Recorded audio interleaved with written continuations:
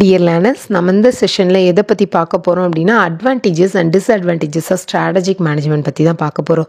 Previous செஷனில் ஸ்ட்ராட்டஜினா என்ன, strategic மேனேஜ்மெண்ட்னா என்ன, அதோட இம்பார்ட்டன்ஸ், டைமென்ஷன்ஸ்லாம் பார்க்கலாம். நான் லிங்க் டிஸ்கிரிப்ஷன் பாக்ஸில் கொடுத்துருக்கேன், செக் பண்ணிடுங்க. வாங்க செஷனுக்குள்ளே போகலாம். ஸ்ட்ராட்டஜிக் மேனேஜ்மெண்ட் அப்படின்னா உங்களுக்கு தெரியும், நம்ம ஆர்கனைசேஷன் கோலை அச்சீவ் பண்ணுறதுக்கு ஒரு பிளான் ஆஃப் ஆக்ஷனை தான் நம்ம ஸ்ட்ராட்டஜிக் மேனேஜ்மெண்ட் அப்படின்னு நம்ம சொல்கிறோம். இந்த ஸ்ட்ராட்டஜிக் மேனேஜ்மெண்ட் ஒரு பிஸ்னஸ்க்கு எப்படி ஹெல்ப்ஃபுல்லாக இருக்குது அப்படின்னு நம்ம பொறுத்த வரைக்கும் பெட்டர் டெசிஷன்ஸ் எடுக்கிறதுக்கு, ஃபியூச்சரை பிளான் பண்ணுறதுக்கு, காம்படிட்டர்ஸ் முன்னாடி நம்ம சஸ்டெயின் பண்ணி நிற்கிறதுக்கு தான் இந்த ஸ்ட்ராட்டஜிக் மேனேஜ்மெண்ட் ஹெல்ப்ஃபுல்லாக இருக்குது. அது போக ஒரு பிஸ்னஸை நம்ம ப்ரோஆக்டிவாக, அதாவது ரொம்ப முனைப்புடன் எடுத்து செல்றதுக்கு, அது போக ரெசிஸ்டன்ஸ் டு சேஞ்சை ரெடியூஸ் பண்ணுறதுக்கு, அதாவது இப்போ நம்ம என்விரான்மெண்ட் மாறிக்கிட்டே இருக்கும், அப்போ நம்ம பிஸ்னஸையும் நம்ம அதுக்கேற்ற மாதிரி சேஞ்ச் பண்ணிக்கிட்டே இருக்கணும். அப்போ நிறைய அதுக்கு தடைகள் இருக்கும். அந்த தடைகளையுமே நம்ம குறைக்கிறதுக்கு இந்த ஸ்ட்ராட்டஜிக் மேனேஜ்மெண்ட் ஹெல்ப்ஃபுல்லாக இருக்குது. ஃபர்ஸ்ட் நம்ம பார்த்தோம்னாக்கா competitive advantage. So competitive advantage என்ன அப்படின்னா, நம்ம காம்படிட்டர்ஸோட நம்ம ப்ராடக்ட் அண்ட் சர்வீசஸை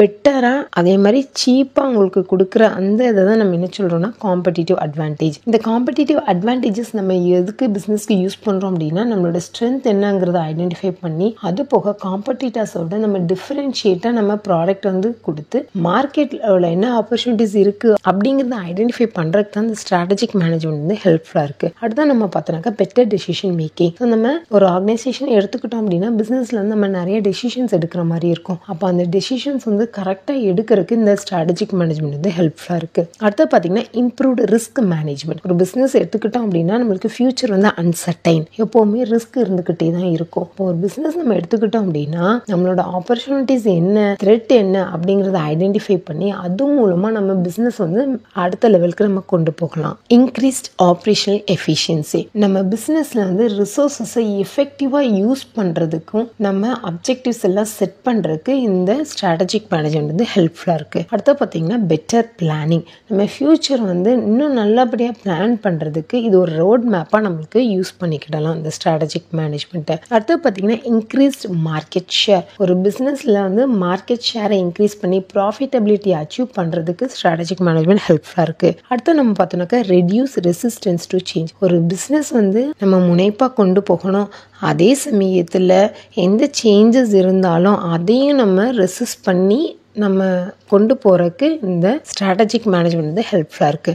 அடுத்து பார்த்தீங்கன்னா இம்ப்ரூவ்ட் ப்ராப்ளம் ப்ரிவென்ஷன். ஸோ நம்மளுக்கு வர்ற ப்ராப்ளம் என்னங்கிறத ஐடென்டிஃபை பண்ணி அது மூலமா நம்ம அச்சீவ் பண்றதுக்குமே இந்த ஸ்ட்ராட்டஜிக் மேனேஜ்மெண்ட் ஹெல்ப்ஃபுல்லா இருக்கு. These are all the advantages of strategic management. Disadvantages of strategic management. என்னதான் ஸ்ட்ராட்டஜிக் மேனேஜ்மெண்ட்ல நமக்கு அட்வான்டேஜஸ் இருந்தாலும் சடன் டிஸ்அட்வான்டேஜஸ் இருக்கதான் செய்யுது. என்னன்னு பார்த்தீங்க அப்படின்னா, first it can be inflexible. Strategic மேனேஜ்மெண்ட்டை பொறுத்த வரைக்கும் அது டூ ஃபார்மலாகவும் இருக்கும், அதே மாதிரி இன்ஃபிளெக்சிபிளா இருக்கும். ஏன் அப்படின்னா ஒரு ஆர்கனைசேஷன் இமீடியட்டா ஸ்ட்ராட்டஜி மாற்றி அமைக்க முடியாது. நம்ம ஒரு பிளான் ஆஃப் ஆக்ஷனை தான் நம்ம என்ன சொல்றோம்னா ஸ்ட்ராட்டஜி அப்படின்னு சொல்றோம், நம்ம கோலை அச்சீவ் பண்றதுக்கு. அப்போ நம்ம ஒரு ஆர்கனைசேஷன் கோலை அச்சீவ் பண்றோம் அப்படின்னா நம்ம சட்டுன்னு பிளான் மாற்ற முடியாது. ஏன்னா அதுக்கு சர்டன் ப்ரொசீஜர்ஸ் எல்லாம் நம்ம வச்சு தான் என்ன பண்ணியிருப்போம்னா ஸ்ட்ராட்டஜியை ஃப்ரேம் பண்ணியிருப்போம். அதனால நம்மளுக்கு மாற்றி அமைக்கிறது எல்லாமே கஷ்டமான காரியம். அடுத்து பார்த்தீங்கன்னா it can be time consuming. ஒரு ஸ்ட்ராட்டஜிக் மேனேஜ்மெண்ட் எடுத்துக்கிட்டோம் அப்படின்னா அது continuous assessment. It is an ongoing process.